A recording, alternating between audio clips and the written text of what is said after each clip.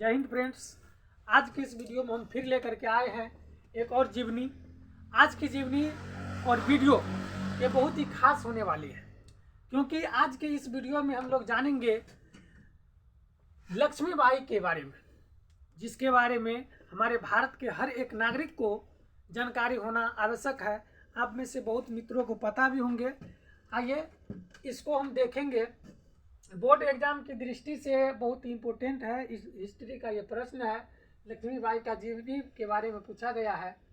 इसको हम मज़े के साथ सीखेंगे, सुनते जाइएगा। कोशिश करेंगे कि आप लोग को ये सही तरीक़ा से हम समझाने की, और आप लोग इसको समझ करके सही से अपना आंसर प्रस्तुत करिएगा। तो लक्ष्मीबाई का जन्म जो है 19 नवंबर 1828 ईस्वी में वाराणसी में हुआ था।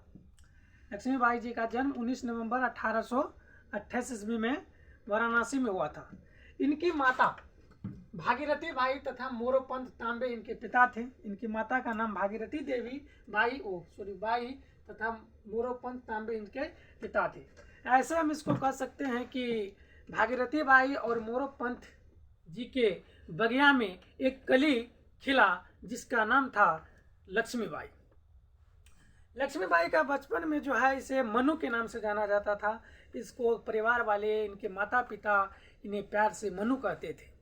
लक्ष्मीबाई तो इसके बाद का नाम है। इनके नाम पर भी बहुत प्रश्न पूछे जाते हैं। तो इसका नाम मणिकर्णिका रखा गया और प्यार से इन्हें मनु कहकर पुकारते थे।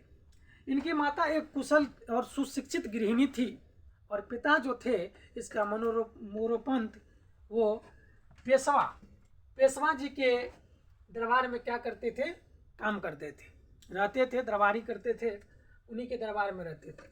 अचानक इसके मनु की जन्म के बाद, यानी लक्ष्मीबाई के जन्म के बाद कुछ ही दिनों के बाद इनकी माता का देहांत हो गया। इस कारण से घर पर इसकी देखभाल करने वाले कोई नहीं बचा। तो इनके पिता जो मोरोपंत जी थे, ये अपने पुत्री को यानी मनु को अपने मालिक के यहाँ क्या करके ले करके जाने लगे, यानी दरबार में ले करके अपने साथ इसको रोज ले करके जाने लगे।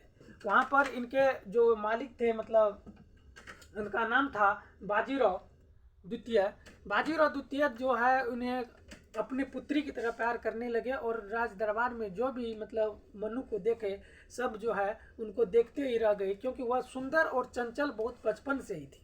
तेज तरह का और मन को मोह लेने वाली इसकी क्या थी, छवियां थी, और इसकी करतूतें भी थी। इस प्रकार से राजा सम्मोहित होकर, वहाँ के लोग सम्मोहित होकर मनु को अपने पास रखने लगे, और उसका शिक्षा दीक्षा राजसी ठाट बाट के तरीका से किया जाने लगा।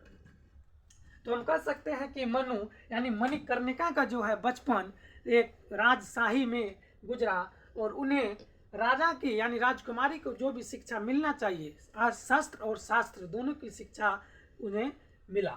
बचपन से ही वे तलवारों से, कटारों से खेलने के लिए सीख गई, यानी हथियारों से उन्हें बहुत ही लगाव था। उनका सहेली एक प्रकार से क्या था, हथियार था। इस प्रकार से धीरे धीरे उनमें युद्ध का कौशल और योग्यता का विकास हुआ, और धीरे धीरे उसमें एक रानी की यानी राजकुमारी की, सफल रानी की क्या हुई, योग्यता आ गया। गंगाधर राव के साथ हुआ इनका जो है लास्ट में शादी 1842 ईस्वी में इनका विवाह किया गया। तो वह झांसी के राजा गंगाधर राव के साथ किया गया। इनका विवाह झांसी के राजा गंगाधर राव के साथ हुआ। शादी के बाद उनका नाम लक्ष्मीबाई पड़ा, और शादी के बाद ही मणिकर्णिका यानी मनु का नाम लक्ष्मीबाई पड़ा। आगे बढ़ते हैं।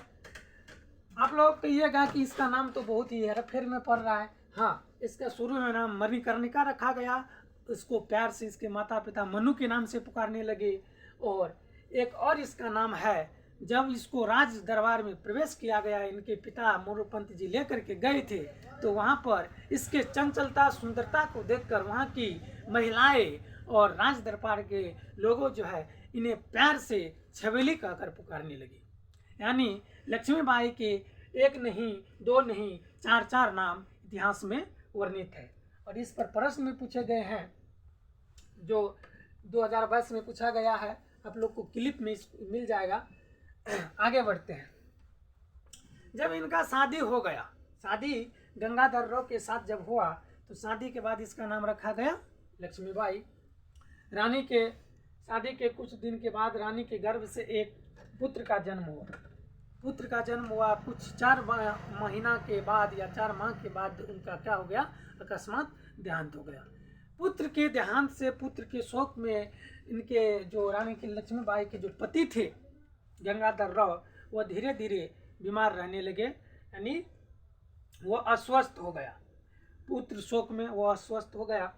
तो उन्हें राज दरबार से सूचना मिली या सलाह मिला कि आप जो है कोई पुत्र को गोद में लीजिए, कोई दत्तक पुत्र को गोद में लीजिए, इससे राजा के सुधार मतलब स्वास्थ्य में क्या होंगे, सुधार आएंगे।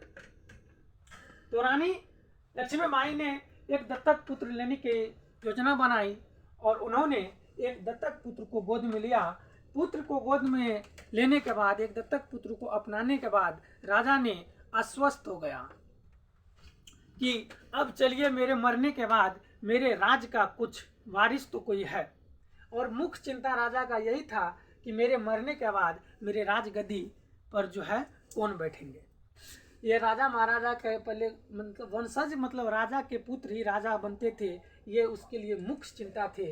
इसलिए दत्तक पुत्र को गोद में लेने के बाद राजा का क्या हो गया, निधन हो गया, वो शगुन से मर गए।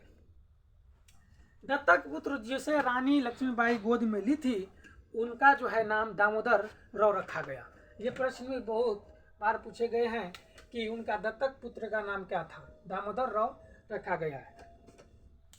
दामोदर राव, चूंकि ऐसा माना जाता है कि रानी लक्ष्मीबाई का जो प्रथम पुत्र था, जो शादी के बाद उनके गर्भ से जन्म लिया था, उनका नाम भी दामोदर राव ही रखा गया था, तो उसी के नाम पर इनका नाम दामोदर राव रखा गया है। इसके बारे में आप लोग के विचार में क्या राय है, कमेंट में लिखिएगा। ब्रिटिश सरकार जो है अपनी राज हड़प नीति, ब्रिटिश सरकार की एक राज हड़प नीति थी कि अगर कोई भी राजा का देहांत हो जाता है युद्ध में या किसी कारणवश वो मर जाता है तो रानी उस राजगद्दी पर नहीं बैठेगी, उस राजगद्दी पर कि योग्य नहीं है, उस राजगद्दी का अधिकारी सिर्फ ब्रिटिश अधिकारी होंगे, यानी वो राज ब्रिटिश सरकार क्या करेंगे, अपने आप शासन क्षेत्र में मिला लेंगे। लेकिन रानी लक्ष्मीबाई को ये मंजूर कहाँ थे। रानी लक्ष्मीबाई चूंकि उनका पुत्र था दत्तक पुत्र मतलब दामोदर राव, लेकिन ब्रिटिश सरकार इसको एक्सेप्ट नहीं कर रही थी। तो इस पर क्या किया, ब्रिटिश सरकार ने रानी लक्ष्मीबाई के खिलाफ मुकदमा दायर किया। कुछ दिनों तक खींचतान के बाद जो है रानी लक्ष्मीबाई यह मुकदमा जीती, लेकिन शासन तो उनका ही था। फिर क्या किए, ब्रिटिश अधिकारी ने उनके मतलब जो है राजमहल पर अधिकार जमाने की कोशिश की, उनका खजाना को लूट लिया गया, लेकिन रानी लक्ष्मीबाई ने हार नहीं मानी। उन्होंने कुछ सैनिक दल बनाई, कुछ महिलाओं की टुकड़ी बनाई और अंग्रेज से बगावत करने के लिए उतारू हो गए। इसकी वीर कथा जो है हम लोग सुन चुके हैं। इस प्रकार से वो जो है अंग्रेज से काफ़ी वीरता के साथ लड़ी और अंतिम सांस तक रही। उनके मरने के कारण मुख्य था कि अंग्रेज इसका जो मतलब घोड़ा था वह एक खाई में फंस गया था। इस कारण से अंग्रेज सिपाही इनसे पीछे से सर पर वार कर दिए थे। तो उम्मीद करते हैं कि यह कहानी मतलब रानी लक्ष्मीबाई की कहानी और जीवनी आपको प्रभावित किए होंगे और आपको अच्छा लगे होंगे। आप इस चैनल को सब्सक्राइब कीजिए, शेयर कीजिए और बोर्ड एग्जाम के लिए यह प्रश्न बहुत ही महत्वपूर्ण है। आशा है कि आप इस प्रश्न को अपने भाषा में अच्छी तरीक़ा से लिखेंगे और एग्जामिनर की कलम से सही उचित मार्क हासिल करने की कोशिश करेंगे। जय हिंद, जय भारत।